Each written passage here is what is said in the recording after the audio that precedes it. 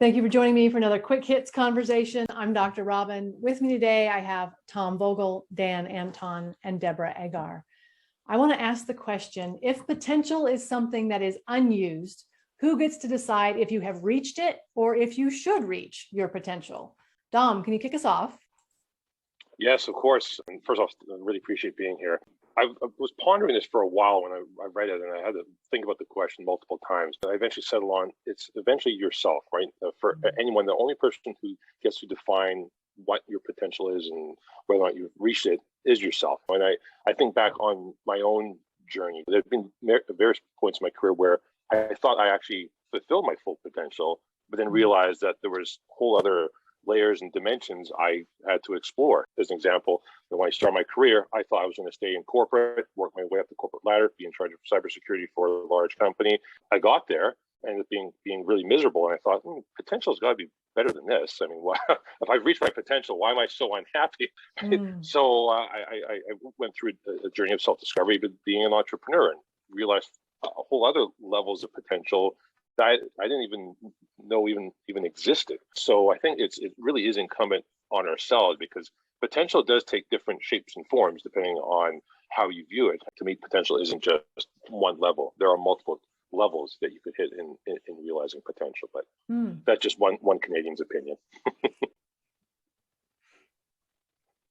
Yeah, Dom, I actually completely agree that when I was gonna, in my kind of definition of this, at the end of the day, it's yourself.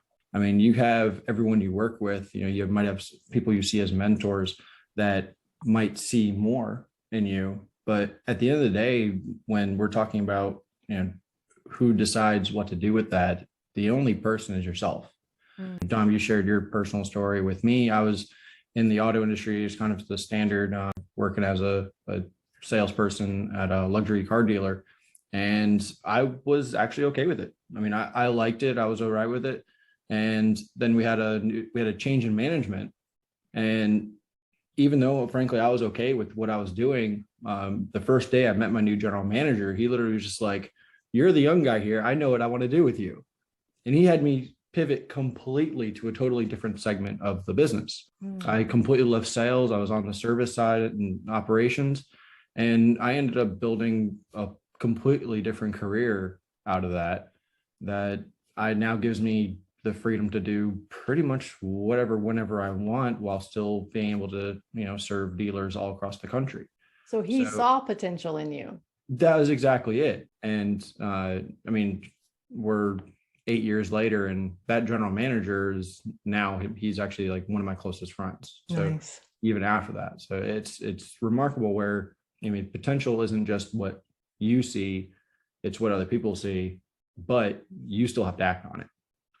Well, I think the word potential is so juicy because it's something that is always out there that we're trying to achieve, yet it's not the actual achievement. So then, we always have potential, but we can't really achieve potential because that just goes against the whole definition of the word, basically. So it's sort of interesting to play around with potential and achievement.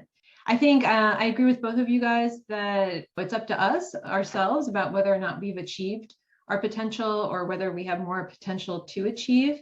And I also like to ponder and think about the ideas of how we might have potential in different domains of life, family, for instance, business. Those are two obvious ones. There might be something that we want to achieve athletically, like people like to bike or hike certain numbers of trails and things like that. So there's all these different ways that we can achieve different kinds of potential. I think Dom might have been alluding to this, but I might be misunderstanding, but this idea that we have potential at different points in life as well. And so that is what keeps life interesting as we keep moving forward. So I definitely think that it's definitely up to us as to whether we've achieved it or not. I agree with what both of them were saying. And to that point, that was the bit I was also alluding to. And I'm glad you picked up on that, because I didn't drive that all the way home. We do have multiple potentials in various stages of life. When you're in school as a child, as an adolescent, as a young adult, as you get older, there are different levels of potential, different stages of your life, and I think that's important to delineate that, potential just isn't one thing. And I think it was really great that was pointed out. that there's different dimensions of potential in different facets of your life. So with that in mind, if we have various levels of potential and we are ultimately responsible for our own potential and deciding if you're going to take advantage of it or not, is it really possible to waste potential? Is that a thing? Deborah. I think that it would be a judgment that someone else would cast upon us because they might not know what it is that we're trying to achieve. So for instance, in the writing world, people like to get certain kinds of publications in certain places, and they could think another writer, you haven't been published at Yahoo or the Washington Post, so therefore you haven't reached your potential. That might not even be that person's goal. They might want to do something completely different. Maybe they're working on a novel and that doesn't even apply to have something at one of those publications. I'm just using that as one of many examples. And so I think, having that external viewer look into our lives without knowing all the facts can cause sort of an inaccurate perception or inaccurate judgment on their part.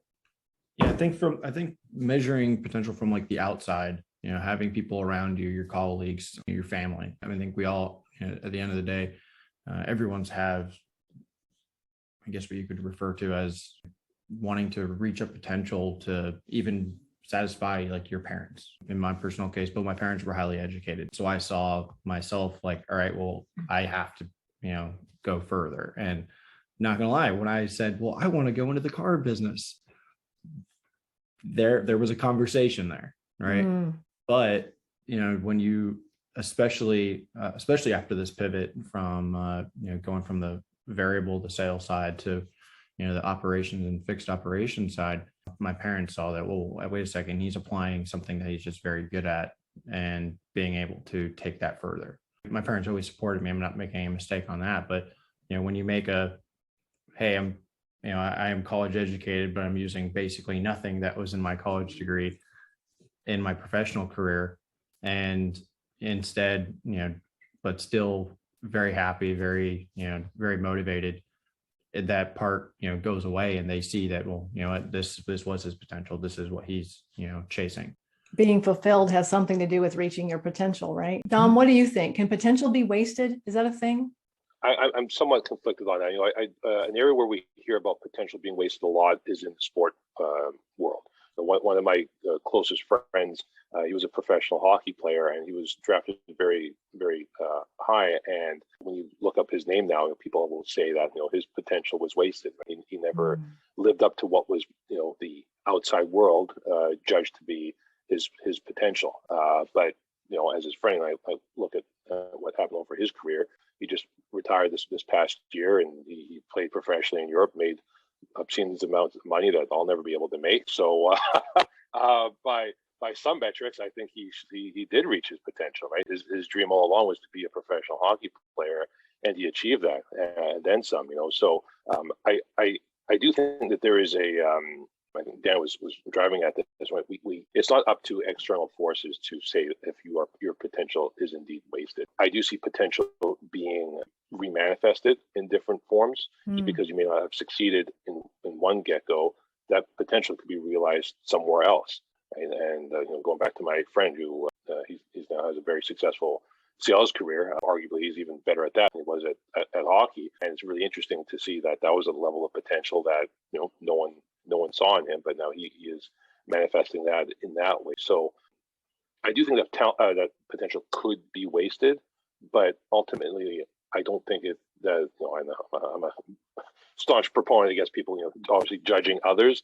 The only person who is worthy of making that assessment is that person. Yeah, I've had a situation in my life where I was really good at writing code. That was something I was good at, but I consider it a killer skill. I don't like it. It doesn't bring me joy. I don't have any desire to do it. And when I was in school, the professors, the computer science professors wanted me to go into computer science. And I was like, I don't want to do that. And they said to me, you're wasting your potential. I feel like I got to do something that brings me joy.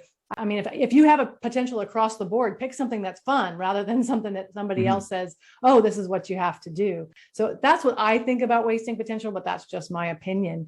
And that is our 10 minutes. So I'm going to cut us off there. Thank you so much for having this conversation with me. I've enjoyed it. I look forward to speaking to each of you again very soon. Thank you, Robyn. Thank you. Thank you.